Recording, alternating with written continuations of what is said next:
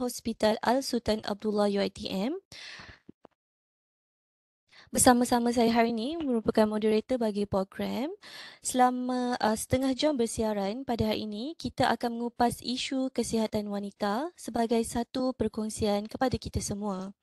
Baiklah, pada hari ini kita akan membincangkan isu bertajuk punca tidak subur dan rawatan bagi mendapatkan anak. Adakah anda tahu, mengikut Vital Statistik Malaysia 2021, berlaku penurunan bagi kadar kelahiran kasar, crude birth rate sebanyak 3.6% di Malaysia jika dibandingkan pada tahun 2020 ke 2019. Manakala kadar kesuburan jumlah iaitu kita panggil sebagai total fertility rate bagi wanita di Malaysia terus menurun semenjak 3 dekad ini. Menurut Ketua Setiausaha Kementerian Pembangunan Wanita, Keluarga dan Masyarakat pada 2022, beliau berkata kadar ini telah menurun dengan pesat iaitu daripada 6.7 anak bagi seorang wanita pada tahun 1997 menurun kepada hanya 1.7 anak bagi seorang wanita pada tahun 2021. Jadi sebenarnya terdapat pelbagai faktor yang membawa kepada masalah kesuburan ya, seperti masalah kesihatan wanita ataupun daripada pasangan itu sendiri. Jadi selain daripada itu adalah disebabkan penangguhan perkahwinan iaitu berkahwin pada usia yang lanjut, dia akan menyebabkan tempoh reproduktif menjadi lebih pendek dan juga mungkin disebabkan oleh peningkatan penggunaan kaedah perancangan keluarga. Hari ini kita amat bertuah kerana ditemani oleh seorang yang hebat iaitu Dr. Akmal Hisham akan bersama-sama dengan kita bagi menjawab segala persoalan yang berkaitan dengan masalah kesuburan. Baik, saya akan intro sedikitlah berkaitan siapa itu Dr. Akmal Hisham. Beliau merupakan pakar obstetrik and gynecology di Hospital Al-Sultan Abdullah UiTM, merangkap sebagai ketua Jabatan ONG di Hasa dan juga beliau merupakan seorang pensyarah di Fakulti Perubatan UiTM. Beliau memperoleh ijazah Sarjana Muda Perubatan dan Pembedahan iaitu MBBS dari IMU, International Medical University. Kemudiannya melanjutkan pelajaran dalam bidang sarjana iaitu Master in ONG. Seterusnya menyambung pengajian dalam bidang sub kebakaran perubatan reproduktif di UKM. Baik, tanpa melengahkan masa, saya mempersilakan Dr. Akmal untuk perkongsian dan penerangan serta mengupas topik kita pada hari ini. Baik, dipersilakan Dr. Akmal Hisham.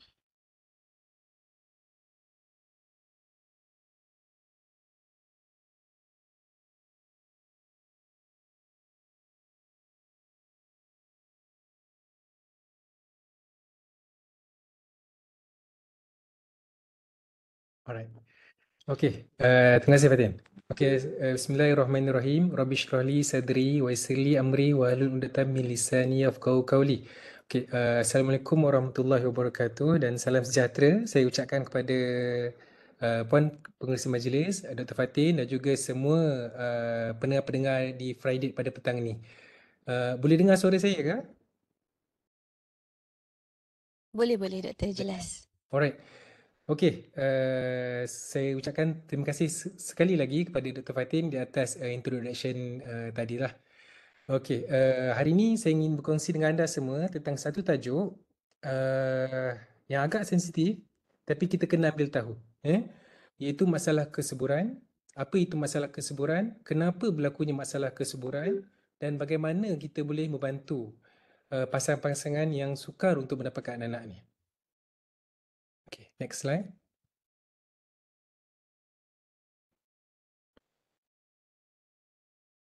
Okey, kita mulakan dengan definisi dia. Kalau kita ikutkan WHO ataupun World Health Organization, mereka mendefinisikan pasangan itu sebagai mengalami masalah kesuburan jika mereka gagal untuk mendapat kehamilan selepas 12 bulan mempunyai hubungan kelamin yang kerap. Kat sini kalau kita tengok hubungan kelamin yang kerap adalah 2 hingga 3 kali seminggu dan tempoh yang diperlukan adalah 12 bulan. Inilah definisi yang baru pada tahun 2018. Sebelum 2018, WHO kata kena 24 bulan. Maksudnya 2 tahun 2 tahun dah berkahwin, 2 tahun dah bersama secara kerap, tak mengandung baru kita labelkan sebagai infertility ataupun mempunyai masalah kesuburan. Tapi diorang nampak banyak sangat pasangan-pasangan ni nak menunggu 2 tahun ni lama sangat. Jadi diorang turunkan kepada 12 bulan sahaja. Okey. Yang ini kena kerap dan 12 bulan. Jadi kalau satu pasangan tu, contohnya cikgu, wife dia cikgu, husband dia kerja dekat HASA, jumpa 6 bulan sekali, 4 bulan sekali, dah kahwin 2-3 tahun, tu masih kita tak labelkan sebagai masalah kesuburan lah, sebab dia punya kekerapan hubungan kelamin tu jarang-jarang sekali. Okey, masalah kesuburan ataupun subfertility dalam bahasa Inggerisnya ada dua jenis, iaitu primary dengan secondary. Untuk primary, kita labelkan untuk pasangan yang tidak pernah mengandung langsung. Kalau untuk secondary, pasangan ni dia pernah mengandung. Contohnya, dia pernah mengandung anak pertama, lepas tu bila dia cuba untuk dapatkan anak kedua, 2-3 tahun, 4 tahun, 5 tahun, dia susah nak melekatnya anak kedua. Jadi kita namakan dia sebagai secondary. Alright, next. Okey, saya kongsikan satu fakta dengan anda semua. Kajian pada 2004 dengan 2007 menunjukkan bahawa lebih daripada 48 juta pasangan di seluruh dunia mengalami masalah kesuburan. Data yang kita ada ni dah lebih pada 15 tahun dah. Jadi sekarang dia punya number of couple yang ada masalah kesuburan ni makin banyak lah. Macam Dr. Fatin cakap kat awal tadi tu kan. Dia punya, kalau kita tengok for the past 50 years, anak ramai husband and wife ni ramai anak dia. Sekarang ni dah kahwin 2-3 tahun pun masih belum ada anak lagi. Alright, next one.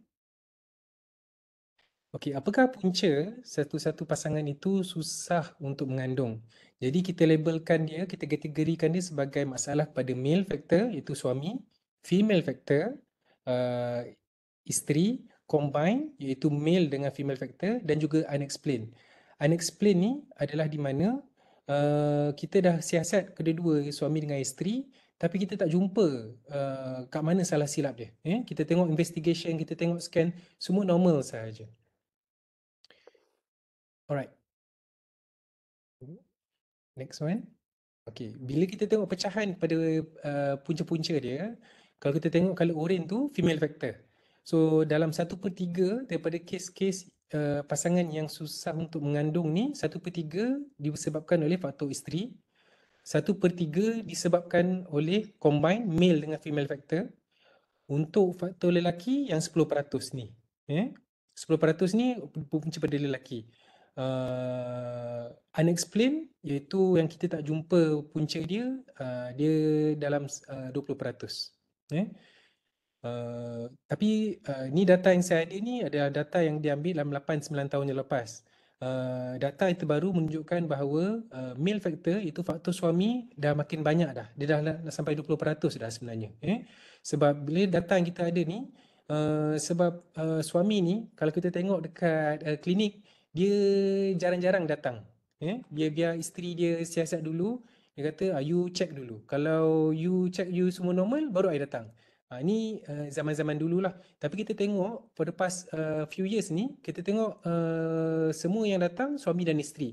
Jadi bila suami tu datang, kita boleh siasat suami terus, dan data-data menunjukkan bahawa suami pun kira banyak menyumbang kepada masalah kesuburan. Alright, next one. Okey. Bila kita nak bercerita tentang kehamilan, kita akan tengok pada fungsi peranakan wanita. Wanita dia memerlukan ovary yang sihat. Ovary akan mengeluarkan telur yang matang. Telur yang matang akan dikeluarkan pergi ke dalam fallopian tube. Waktu yang sama, sperma akan masuk ke dalam rahim dan akan berenang pergi ke tube. Selepas berlakunya persenyawaan di dalam tube, embrio yang terjadi akan pergi ke dalam rahim untuk proses implantation ataupun pelekatan.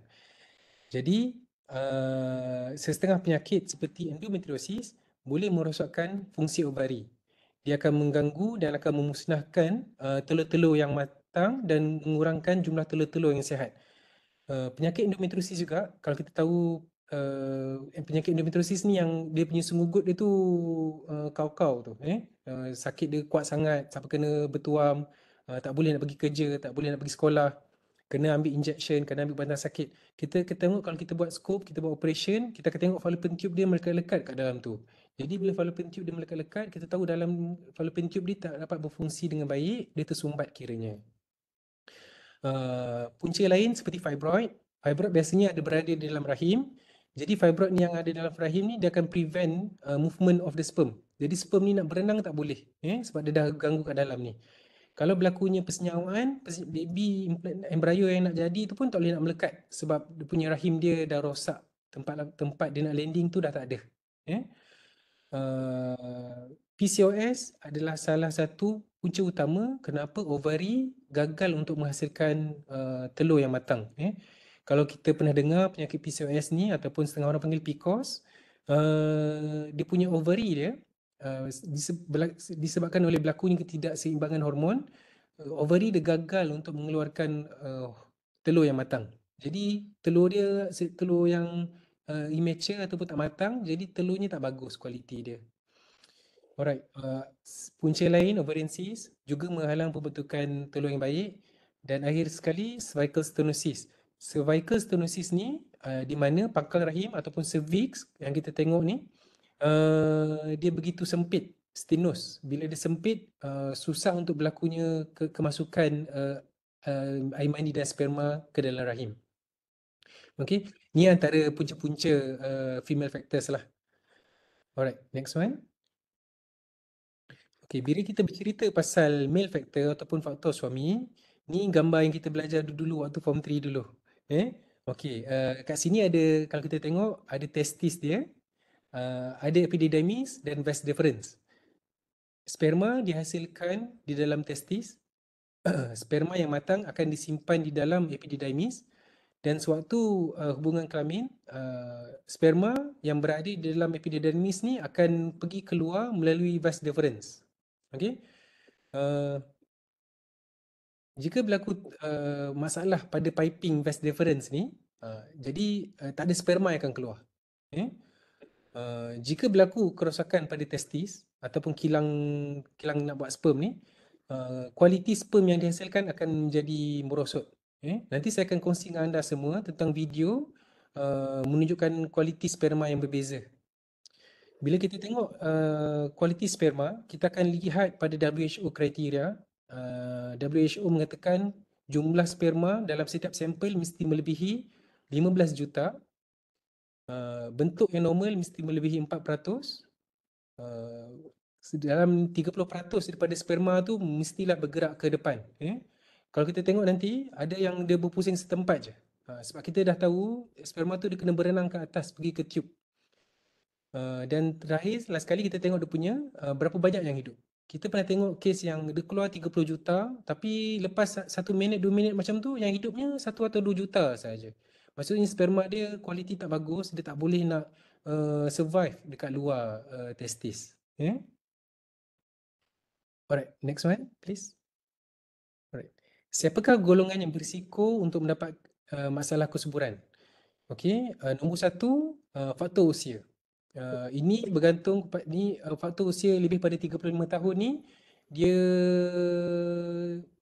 yang paling affected adalah faktor isteri. Kajian menunjukkan bahawa wanita kalau dia cuba untuk mengandung selepas umur 35, peluang dia memang tipis berbanding dengan wanita yang cuba untuk mengandung pada usia 30 tahun dan 25 tahun. Sebab wanita ni bila dia lahir, dia akan lahir dengan satu set telur ataupun ovari tu dia punya jumlah telur yang dah ada. Dia takkan being renew. Dia tak ada top up ataupun berlakunya penghasilan telur yang baru. Kalau contohnya setiap wanita tu lahir dengan 1 juta telur, setiap kali by the time wanita tu datang period, telur yang ada dah jadi 100,000. 10% je tinggal. Daripada 100,000, setiap kali dia keluar period sebulan sekali tu, untuk bertahun-tahun tu, lama-lama telur dia akan jadi sikit je. Telur jadi macam 100, 50 hingga 100 saja. So by the time dia dah more than 35 years old, telur yang ada memang sikit. Dan telur yang tinggal semuanya telur-telur yang dah tak kualiti lah. Jadi lebih yang ni udah menyebabkan susah untuk berlakunya persenyawaan. Sebab rosak dia punya DNA dia. Pelvic infection, Ni kalau kita tahu pasal penyakit kelamin STD macam sifilis, gonoria, yang ni akan menyebabkan kerosakan pada tiub. Smoking, ini saya tak perlu cerita lah. Yang ni semua orang dah tahu, dia boleh merosakkan DNA sperm dan juga DNA ovary, DNA telur. Overweight, kedua-dua lelaki ataupun suami dan isteri hendaklah mendapatkan BMI yang sesuai, sebab jika BMI mereka melebihi daripada yang normal, kita tahu dalam badan mereka banyak lemak. Lemak yang ada ni, yang ada kat tangan, ada kat kaki, ada kat perut ni, dia boleh menukarkan hormon lelaki, hormon androgen kepada estrogen. Kita namakan dia sebagai peripheral conversion. So dia akan convert hormon-hormon yang ada kepada hormon estrogen. Hormon estrogen yang terlalu banyak akan menyebabkan hormon tak stabil. Jadi telur yang keluar, keluar telur yang tak cantik, lapisan dinding rahim pun akan terganggu juga sebabkan hormon yang tak teratur. Over exercise akan menyebabkan hormon hormon FSH dengan LH, itu dua hormon utama yang mengawal kesuburan. Lelaki kalau dia orang nak exercise, jangan exercise yang menyebabkan kepanasan pada alat kelamin. Contohnya macam bicycle, kalau cycling sekejap pusing taman tak apa. Tapi kalau dah cycling lama sangat macam tu, dia punya groin dia boleh overheat.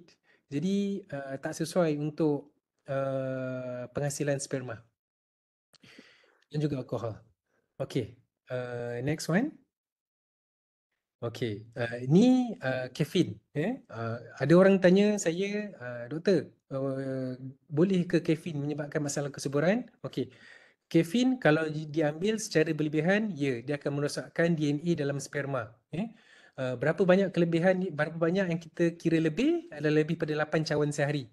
Jadi kalau kurang pada 8 cawan sehari, dia tak mengganggu fungsi sperma. Saya pun tanya siapa lah minum sampai 8 cawan sehari. Biasanya orang pagi dengan petang je kot saya rasa. Stres boleh menyebabkan masalah kesuburan, terutamanya lelaki dan juga perempuan. Lelaki bila mereka stres, mereka susah untuk mendapatkan erection dengan mudah. Sometimes orang boleh dapat premature ejaculation. Setengah pekerjaan yang banyak deal dengan heat and temperature, contohnya pasien saya macam kerja polis trafik contoh mereka terdedah pada satu asap bas, asap lori. Lepas tu kerja mereka di bawah matahari. Lepas tu jadi bila panas tak sesuai untuk testis untuk menghasilkan sperma. Lepas tu bila dia dah habis kerja, dia duduk atas dia punya motosikal dia punya seat dia dah memang dah panas dah. Jadi dia punya uh, alat kelamin itu dah jadi panas dah, tak sesuai untuk menghasilkan sperma.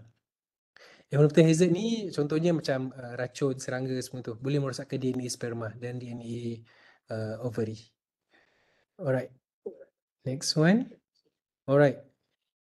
Itu antara punca-punca lelaki dan wanita yang boleh menyebabkan masalah kesuburan. Sekarang saya nak berkongsi dengan anda semua bagaimana kami boleh membantu anda ataupun kawan-kawan anda ataupun saudara mara anda yang mempunyai masalah kesuburan. Okey? Right, that's one. Okay. Di Hospital Hasa, klinik UNG, kami mempunyai satu klinik kesuburan, klinik fertility setiap hari Rabu. Ada dua orang doktor yang berkelayakan untuk yang layak untuk run fertility clinic lah, saya dan juga Dr. Azilah, dan juga dibantu oleh Dr. Anissa. Okey, bila sewaktu temu janji, kami akan bertanya kepada pesakit tentang risiko ataupun punca-punca yang boleh menyebabkan masalah kesuburan. Lepas tu kita akan buat pemeriksaan fizikal, kita akan check, kita akan periksa abdomen, kita akan rasa tengok ada fibroid ke tak ada fibroid, kita akan measure body mass index, BMI, sebab kita tahu BMI lebih pada 30, dia akan menyebabkan proses ovulasi atau proses untuk mengeluarkan telur yang matang tu adalah susah. Okay, dan selepas habis history taking dan juga physical examination, kita akan lakukan investigation untuk patient ni. Alright, next one. Okey, untuk ujian-ujian yang akan dilakukan, untuk isteri, kita akan scan isteri, kita akan tengok dia punya kedudukan rahim ataupun uterus, kita akan tengok bentuk ovary, kita akan tengok kedudukan ovary dia dan juga dia punya pelvis, iaitu kedudukan organ-organ yang lain. Ada tak mengganggu kedudukan ovary dan juga rahim. Kita akan ambil darah isteri. Darah isteri, hormon dalam wanita dia berubah-ubah, dia dinamik sepanjang kitaran cycle. Jadi kita akan ambil darah isteri 2 kali, iaitu yang pertama di hari kedua period dan yang kali kedua di hari ke-21 period. Kita nak tengok sama ada hormon isteri balance ke tak balance. Yang terakhir kita akan buat pemeriksaan HSG, nama pendek dia, nama panjang dia hysterosalpingogram. Kita nak tengok sama ada fungsi fallopian tube dia berfungsi atau tidak. Sama ada okey, terbuka ataupun tersumbat. Untuk suami, kita akan buat ujian air mani. Ketiga-tiga ujian ni ada di HASA. Alright, next one. Okay, ni adalah ujian HSG. Ia di mana kita akan letakkan satu kateter ataupun straw halus di pangkal rahim. Lepas tu kita akan tembak kontras. Kontras ni kalau kita tengok color biru ni kan, blue black ni, kita akan tembak kontras. Lepas tu kita akan tengok bawah X-ray. Kalau kontras dia berkumpul dan melempah ke dalam tube, kita tahu tube tu berfungsi dengan baik. Tapi kalau kita tahu tube tu tak terisi dengan kontras tu, dan kita tahulah tube tu rosak ataupun tersumbat. Okay? Next one. Alright, ni adalah contoh scan yang kita lakukan juga. Yang belah kiri, yang our left hand side ni, ni adalah rahim. Kalau kita tengok dalam dia tu ada color hitam sikit. Yang color hitam sikit tu adalah air. Air di dalam rahim. Sepatutnya rahim wanita dia tak ada air.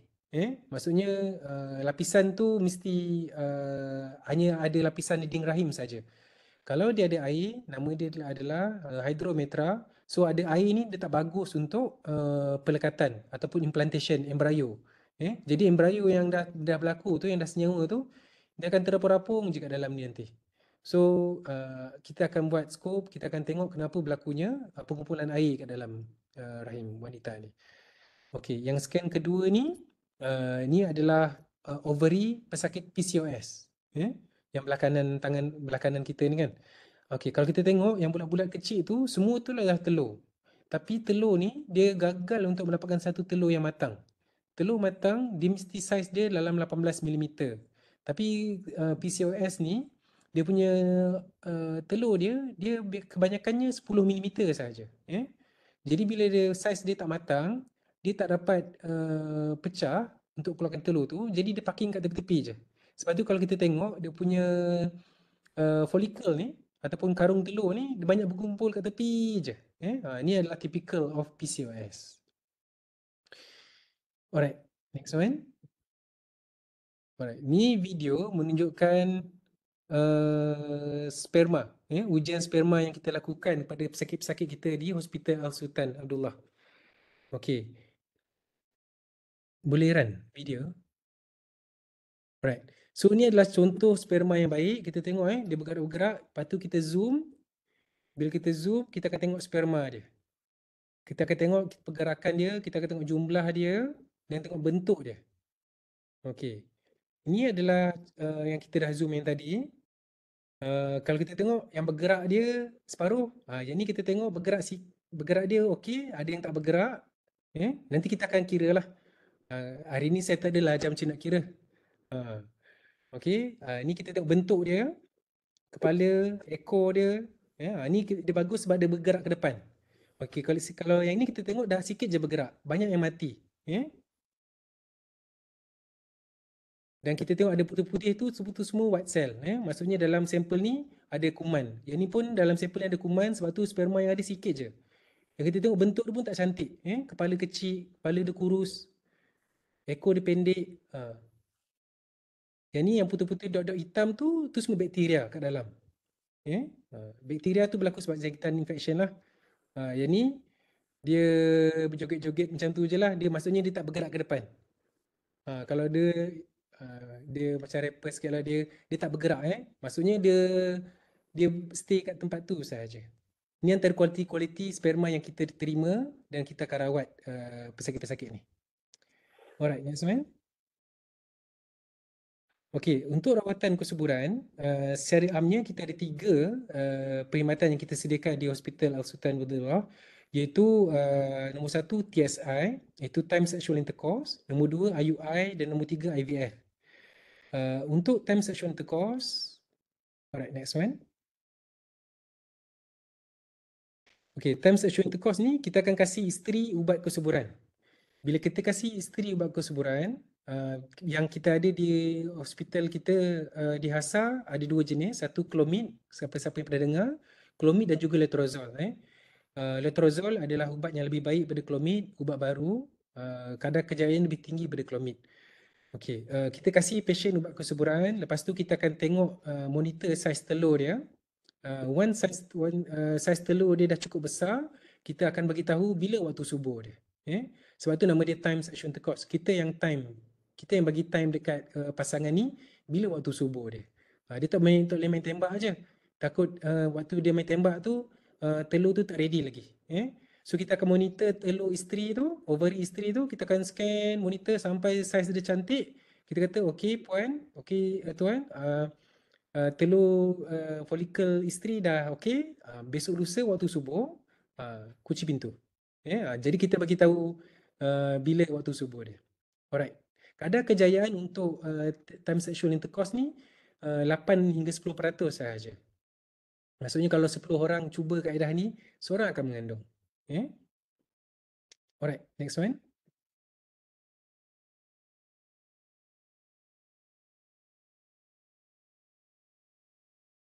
Next slide. Alright. Satu ke belakang. Okay, IUI. Okay, untuk IUI ataupun intrauterine insemination, prosedur dia sama macam TSI tadi tu. Kita akan kasih isteri ubat makan. Setengah kes kita akan kasih ubat injection supaya ovary dia menghasilkan telur yang matang. Kalau kita kasih ubat makan, kebanyakannya 1 atau 2 telur matang je akan naik. Tapi kalau kita top up dengan ubat injection, biasanya akan jadi 3 4. Dua telur belah kanan, 2 telur matang pada ovary kanan, 2 telur matang pada ovary kiri. So kita ada 4. So bila telur tu dah cukup matang, apa yang akan berlaku? Kita akan ambil air manis suami. Di waktu hari kejadian tu kita akan ambil air manis suami, kita akan spin sperm tu. Sebab tu nama dia jadi wash sperm. Kita tak adalah lagi bilas, basuh, sental, tak adalah. Kita spin saja. So bila kita spin tu, kita akan buang dia punya selaput-selaput yang pada sperma tu. So bila selaput dia dah kurang, sperma tu boleh berenang dengan baik. Dan bila selaput dia tak ada, dia boleh bersenyawa dengan lebih mudah. So kita akan masukkan sperma yang dah spin tu, yang dah wash tu, kita akan masukkan ke dalam pakai satu kateter halus. So dia akan, sperma yang dah masuk ni dia akan berenang lah pergi ke dalam fallopian tube. Dia kena pergi ke fallopian tube. Sperma ni dia tak boleh tunggu. Kalau dia tunggu, dia pusing-pusing tengah-tengah ni, dia tak ke mana. Dia kena pergi berenang masuk dalam tube, jumpa dengan telur. Memang lumrahnya sperma yang mencari telur. Bukan telur yang mencari sperma. So sebab telur ni dia ada dia punya, kita panggil reseptor dia. Dia yang memanggil sperma tu. Tapi ketakut sperma ni dia pergi ke tube belah sana pula. Contohnya kalau ubat tu kita kasih, lepas tu ovary tu naik belah kanan, tapi sperma tu dia pergi tube belah kiri. Sebab tu kadang-kadang kita top up dengan injection. Kita make sure dia punya dua-dua ovary dia ada telur yang standby. In case kalau sperma tak pakai GPS ke tak pakai Waze kan, dia masuk je mana-mana dia nak masuk, at least dua-dua tu dah ada penunggu dia. Alright. Kadar kejayaan untuk IUI secara purata dalam 15%. Dia nampak macam boleh pergi, nampak macam jadi, tapi kadar kejayaan dia still 15%. Alright, last sekali kita ada IVF. Okey, IVF, kita masih peringkat hospital yang baru lagi, fasa 1, jadi kita tak ada lab untuk buat IVF. Tapi kita berjaya buat MOU dengan HUKM Ceras untuk mengguna pakai diorang punya IVF lab. Jadi pesakit-pesakit yang datang ke HASA, kita akan ubat, tracking, rawatan semua dekat HASA, tapi prosedur untuk IVF kita buat dekat HUKM. Doktor-doktor, staff-staff yang berada kat HUKM tu semua datang kepada HASA nanti. Okey, untuk IVF kita akan kasih ubat yang lebih tinggi berbanding IUI sebab kita nak collect telur dia banyak. Jadi satu ovary ni mungkin akan dapat 8, 9, 10 telur. Kita dapat telur dia, kita ambil telur dia, kita akan senyawa dengan sperma suami. Lepas senyawa, kita akan biarkan embrio tu dalam incubator. Lepas hari kelima, kita akan transfer ke dalam. IVF ni bagus ataupun sesuai untuk pasangan yang mempunyai masalah pada tube, fallopian tube. So kalau tube dia rosak, fallopian tube rosak, kita ambil telur dekat luar, kita ambil telur dia bawa keluar, senyawa kat luar, lepas tu kita masuk je embrio terus. Inilah IVF. Kadar kejayaan yang kita ada dalam 30 hingga 40%. So far HASA dah ada 3 kandungan daripada IVF. Satu dah bersalin, 2 mengandung, masih mengandung lagi. Soalan biasa orang tanya, berapa kos IVF? Saya tunggulah kalau ada orang tanya nanti saya jawab. Okey, Fatin, I think ni slide terakhir ke Fatin? Sekarang pun 3:32, saya curi 2 minit Fatin Okey Fatin. Okey. Alright, okey. Baiklah, masa sudah pun mencemburui kita. Sekejap je, dah 30 minit. Dan kita telah pun sampai di penghujung sesi perkongsian. Jelas di sini terdapat pelbagai cara bagi membantu dan menangani masalah tidak subur disebabkan masalah-masalah seperti endometriosis, PCOS, fibroid dan sebagainya. Seperti yang Dr. Akmal share sebentar tadi. Jika anda mempunyai sebarang masalah seperti yang telah dijelaskan, boleh datang ke HASA bagi pemeriksaan lanjut. Bolehlah berjumpa dengan Dr. Akmal ataupun Dr. Azila. Alright, kita buka soalan kepada audiens. Itu dia, soalan dah betul-betul tanya. Doktor, soalannya adalah, berapa kos IVF? Berapa kos IUI? Ini memang favourite question lah sebab main dengan duit kan. Semua risau berapa ni. Okey, mungkin doktor boleh jelaskan sikit?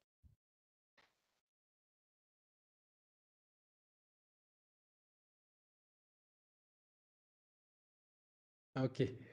Sorry kena asyik mute unmute je. Okey. Okey, kos untuk IVF, kos dia secara keseluruhan kita panggil full stimulus package ni adalah dalam 11,000 hingga 12,000 ringgit. Kalau kita tengok pecahan dia, ubat saja dalam 3,000, ubat 3,000 hingga 3,500 bergantung pada jenis ubat. Kita ada 2 jenis ubat yang akan dipakai nanti. So secara kasar lah ubat RM3,000, prosedur IVF iaitu yang kita pick up telur dan transfer embrio tu dalam RM7,000. So 37 dah jadi RM10,000. Lepas tu kita ada freezing. Freezing RM1,500. Freezing embrio yang dah jadi tu, katalah kita dapat macam 8 embrio. So 8 embrio tu kita akan freezekan dia untuk kita transfer embrio di kemudian hari. So 3,000 campur 7,000 campur 1,500 dalam 11,500. 11,000 hingga 12,000 lah. Kadang-kadang in between tu kita akan tambah, kita akan adjust ubat. So tambahan RM500. So biasanya saya akan kata RM12,000. Itu untuk IVF. Untuk IUI RM550 saja.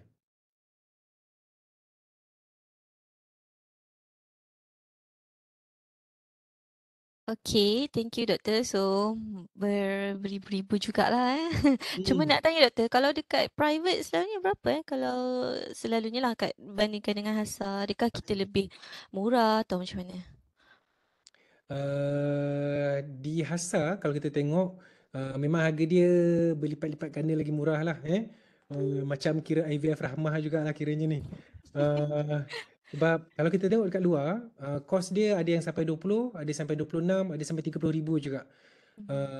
Dan dia banyak package dia. Macam dekat patient-patient yang datang IVF dekat Hasa ni, biasanya diorang akan survey dulu dah. Diorang dah tanya pusat IVF lain-lain, memang harga dia banyak, lebih pada 20,000 kebanyakannya. Sebab ada juga pusat IVF yang dia buat harga murah. Contohnya macam dia tulis tu 888, 8,888 ringgit, ada tulis 9999, ada tulis 11, 11, 1100, kan. Dia sebab takut ubat yang dipakai tu dos dia rendah dan dia tak termasuk dengan freezing. Jadi dia kalau nak full package, maksudnya full dose of medication, IVF, procedure, scan dan juga transfer dan juga freezing. Kalau saya tengok Hasa ni antara yang murah lah. Sebab satu margin yang farmasi kita jual pun, dia jual ubat dia agak mampu milik berbanding kat luar. Jadi patient dah jimat kos dekat ubat, jimat kos dekat prosedur, jimat kos dekat freezing semualah. Alright. Maaf saya kat hospital sebenarnya. Kena COVID dengan anak. So, ada suara latar belakang sikit sebab tengah check. And then next question adalah embryo yang dah freeze tu tahan berapa lama, doktor? Okay. Embryo yang dah freeze tu, yang kita ada tahan, kalau kita tengok kajian dia sampai 10 tahun sebenarnya. 10 tahun. Jadi tapi jarang-jarang lah kita simpan sampai 10 tahun. Sebab kita tak adalah simpan sampai berpuluh-puluh embryo. So biasanya kita mungkin akan simpan, kita tengok berapa embryo yang kita ada, dan kita akan tanya dengan patient lah bila dia nak buat transfer tu. Tapi data yang kita ada memang kita simpan sampai 10 tahun. Boleh simpan sampai 10 tahun. Okey, mungkin kita ambil soalan terakhir lah sebabnya masa dah suntuk. Nak tanya berkaitan dengan ada satu lagi soalan adalah adakah bawa motor terlalu lama menyebabkan sperma tidak berkualiti, doktor? Mana kata contoh especially kepada rider, macam mana tu? Apa kata doktor lah sedikit komen. Okay. Apa-apa situasi yang menyebabkan temperature skrotum tu meningkat, sebab tu Allah tu dia Maha mengetahui, dia letak skrotum lelaki ni kat luar, supaya suhu skrotum, suhu testis dia berada lebih rendah daripada suhu badan. So nak menunjukkan bahawa proses penghasilan sperma ni memerlukan suhu yang lebih rendah pada suhu badan. Jadi kalau apa-apa yang menyebabkan suhu temperature skrotum tu naik, sebagai contoh sauna, berbasikal terlalu lama, memandu kereta terlalu lama, memandu lori yang terlalu lama, sampai dia punya telur tu dah mengeram, kita panggil lah, dah sampai dah mengeram telur tu, dia boleh mengganggu penghasilan sperma. Jadi kalau macam rider, saya kata kalau tengok berapa jauh dan berapa lama lah. Kalau sekadar puncak alam Sungai Buloh setengah jam tu, saya rasa tak jadi apa-apa masalah. Yang ni kita cerita pasal lorry driver. Salah satu pekerjaan yang berisiko ialah lorry driver yang long standing, yang dia buat many trips tu, yang tak banyak berehat tu, jadi dia banyak duduk je. Yang tu boleh merosakkan telur. Okey, baik. Alright, jadi itu sahaja. Minta maaf jika ada soalan yang tak sempat jawab. Kemudian kita beransur lah ya. Terima kasih sekali lagi diucapkan kepada Dr. Akmal Hisham di atas perkongsian yang penuh ilmiah. Banyak sangat orang yang nak tahu berapa kos IVF dan sebagainya tentang rawatan. Semoga sama-sama kita mengambil manfaat dan kebaikan dari ilmu yang telah disampaikan sehingga kita bersua lagi di lain hari dalam sesi Friday yang seterusnya. Terima kasih sekali lagi diucapkan kepada Dr. Akmal sudi meluangkan masa dan sama-sama kita doakan semoga Dr. Akmal mendapat haji yang mabrur. InsyaAllah Dr. akan berangkat tak lama lagi. Terima kasih sudi juga luangkan masa sebelum Dr. fly. Alright, terima kasih kepada hadirin yang sudi bersama-sama dengan kami pada hari ini. Walaupun dah lebih masa pun ramai juga yang stay lagi. Okay, terima kasih banyak. InsyaAllah jumpa lagi. Okay, Assalamualaikum. Terima kasih semua. Salam, terima kasih.